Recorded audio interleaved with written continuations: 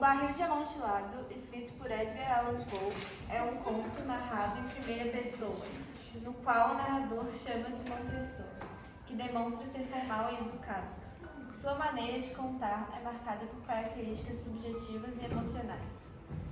Essa proximidade com o mundo narrado revela fatos e situações que o narrador de fora não poderia ter conhecimento, e ao mesmo tempo faz com que a narrativa seja parcial, ligada ao ponto de vista do narrador. O conto expõe de início a mágoa do protagonista referente a um amigo chamado Fortunato.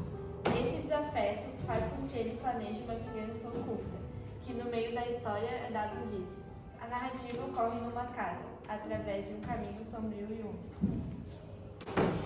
A abordagem do mistério e suspense ocorre na medida em que eles andavam pelos corredores e Fortunato tossia por causa da umidade, e Montresor lhe dava bebida, o deixando mais embriagado.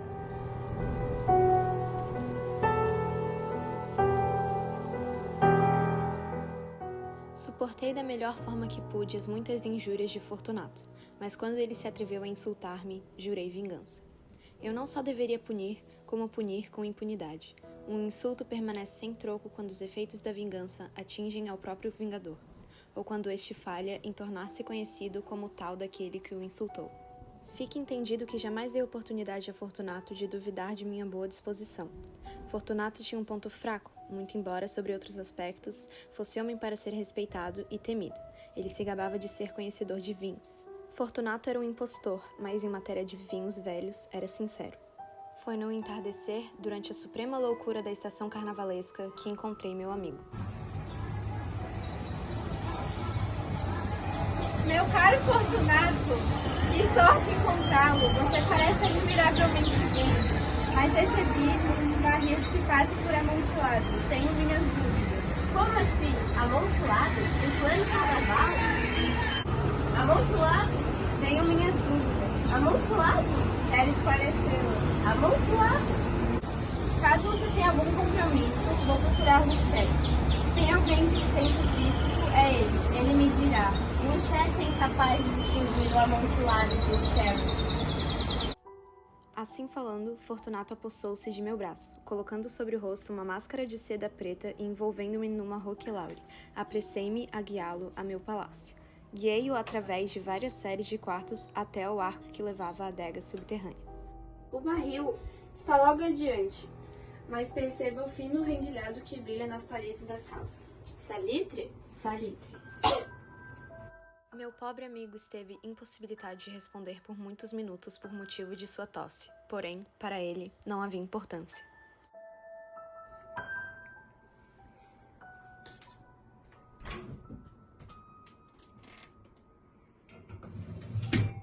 Quebrei o gargalo de uma garrafa que retirei de uma longa fileira de outras semelhantes, empilhadas no chão.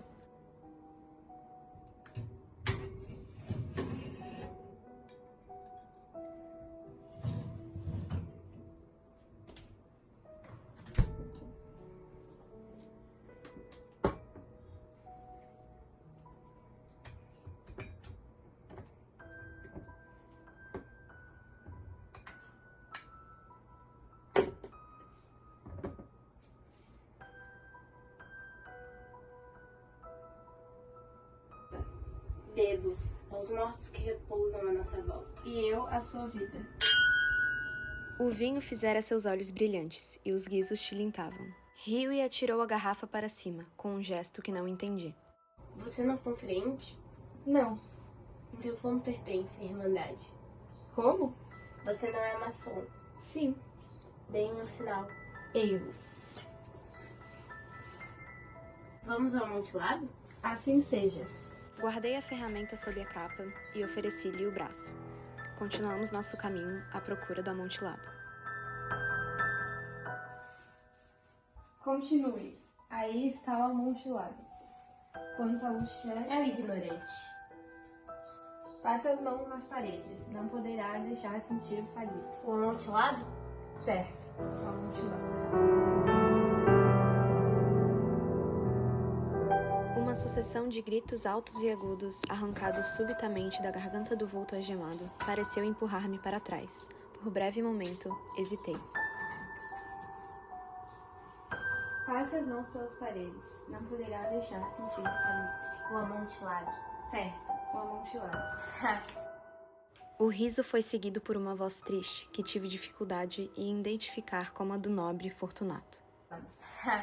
Muito boa brincadeira, muito boa de verdade. Daremos boas risadas quando estivermos no palácio bebendo nosso vinho. O amontoado. Mas já não está ficando tarde? Vamos embora. Sim, vamos embora.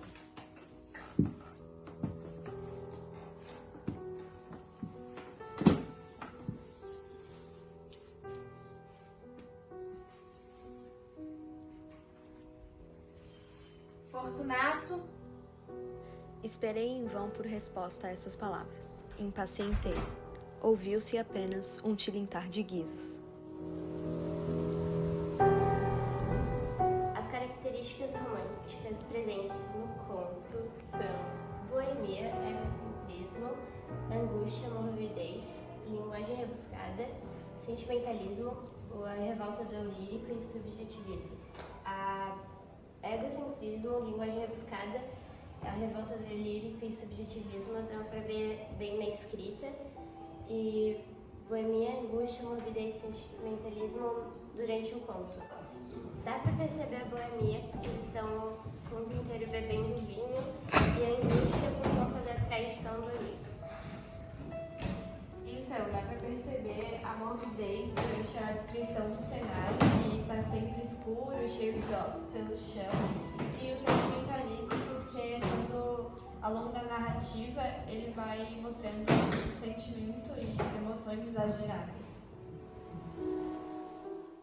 Venha Ver o Pôr do Sol é escrito por Lídia Fagundes Telles. O conto, no início, dá supostos indícios que talvez irá se tratar de uma linda história de romance.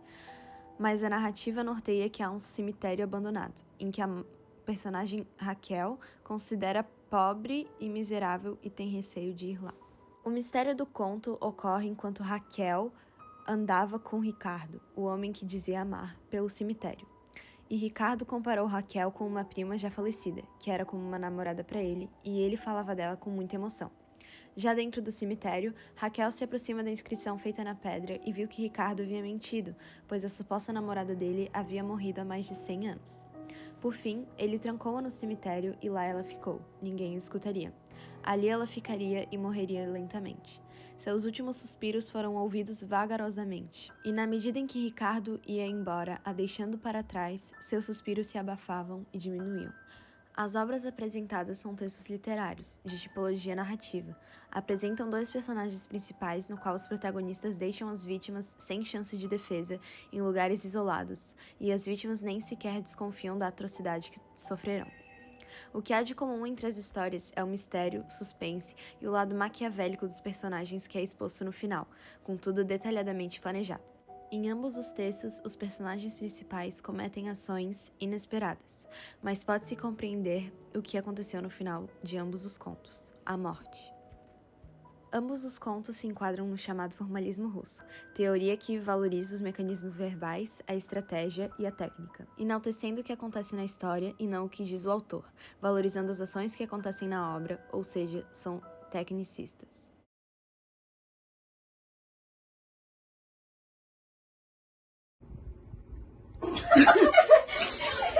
Corta!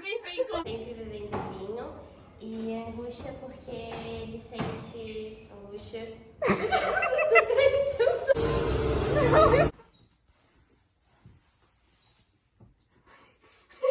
tenho a minha mão pra trás. Sim, eu vou... Calma, no seu... Pare! Vamos.